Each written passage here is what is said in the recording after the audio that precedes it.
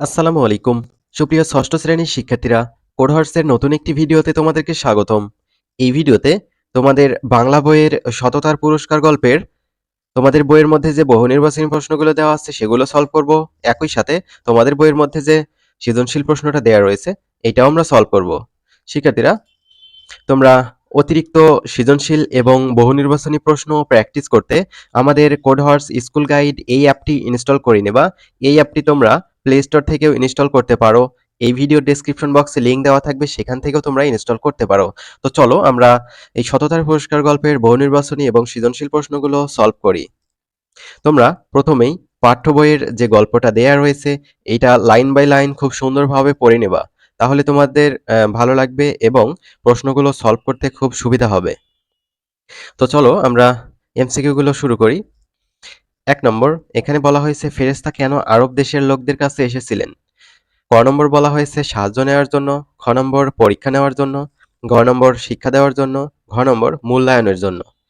তোমরা যদি গল্পটি ভালোভাবে পড়ো তাহলে উত্তর হিসাবে তোমরা খ নম্বর বাছাই করে নিতে পারবা।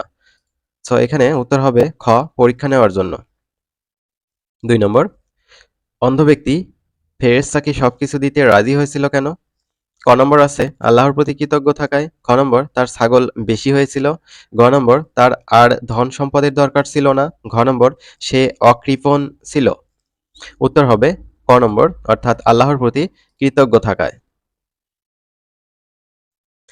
এরপর এখানে উদ্দীপক দেওয়া আছে, উদ্দীপক দেখে ৩ ও ৪ নং প্রশ্নের উত্তর করতে হবে। আমরা এখন পড়ি। নন্দীপাড়া গ্রামের নওশাদ পরোপকারী মানুষ।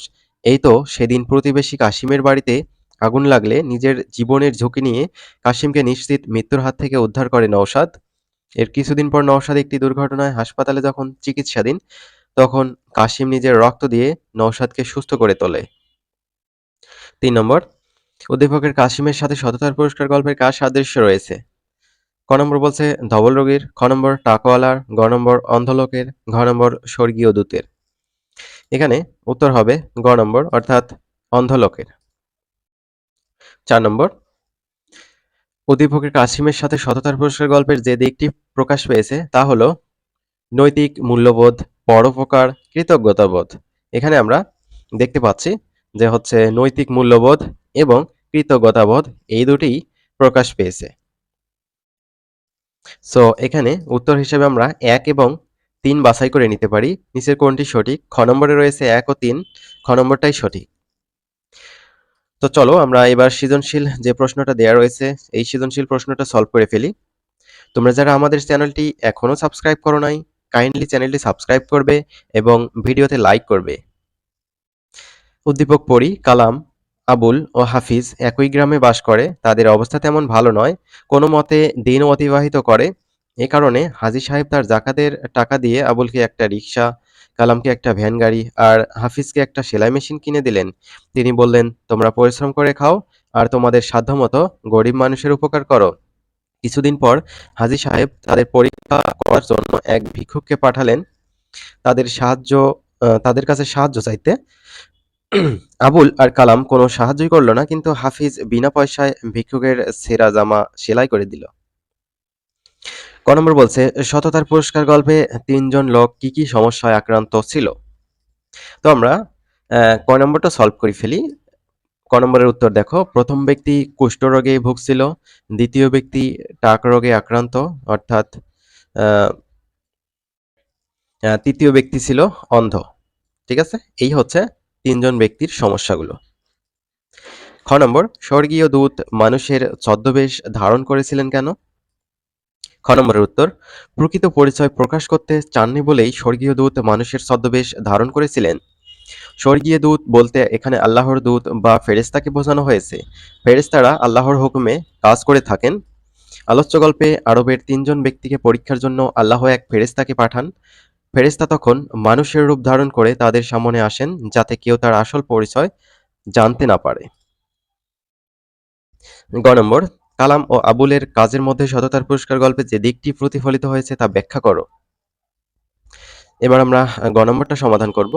কালাম ও আবুলের মাঝে সততার পুরস্কার গল্পের ধবল ও টাকওয়ালা ব্যক্তির অকৃতজ্ঞ আচরণের দিকটি প্রতিফলিত হয়েছে। সততার পুরস্কার গল্পের ধবল ও টাকাওয়ালা ব্যক্তি তাদের আগের দুরবস্থার কথা অস্বীকার করে এবং ফেরেশতার প্রতি অমানবিক আচরণ করে। উদ্দীপকের কালাম এবং আবুলও একই রকম চরিত্রের অধিকারী। উদ্দীপকের কালাম ও আবুল দরিদ্র ও অসহায় ছিল। হাজী সাহেবের সহায়তায় তাদের জীবনে সুদিন আসে, কিন্তু পরবর্তীতে তারা অকৃতজ্ঞ ও অহংকারী হয়ে ওঠে। এজন্য তারা দরিদ্র ভিক্ষুককে কোনো সাহায্যই করেননি, যেমনটি দেখা যায় আলোচ্য গল্পের ধবল ও টাকাওয়ালা ব্যক্তির আচরণে।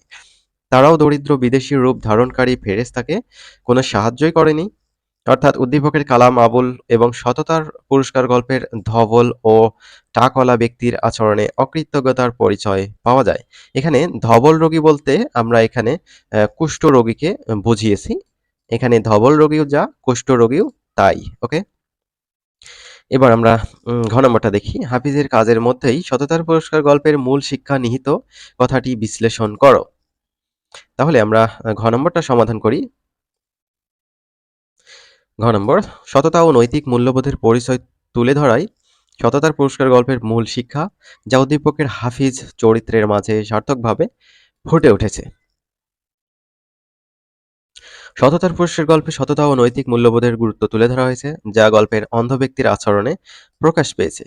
আর তাই বিদেশি বিপদগ্রস্ত লোকটিকে সাহায্যার্থে সে পছন্দমতো জিনিস নিয়ে যাওয়ার আন্তরিক অনুরোধ করেছে। উদ্দীপকের হাফিজ দরিদ্র অবস্থা থেকে মুক্তি পেয়েছে। হাজী সাহেবের দেওয়া সেলাই মেশিন হাফিজের অবস্থা বদলে দিয়েছে। এজন্য সে সবসময় আল্লাহর নিকট কৃতজ্ঞ থেকেছে।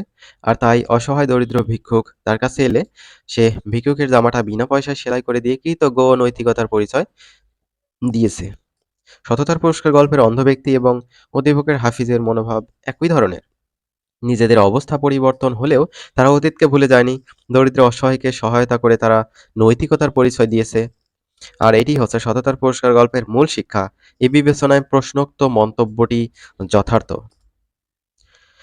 তো শিক্ষার্থীরা, আশা করি বুঝতে পেরেছো। তোমরা অতিরিক্ত সৃজনশীল এবং এমসিকিউ এর জন্য আমাদের কোড হর্স স্কুল গাইড অ্যাপটি ইনস্টল করে নিবা। অ্যাপের লিঙ্ক ডেসক্রিপশন বক্সে দেওয়া আছে, সেখান থেকেও ইনস্টল করতে পারো।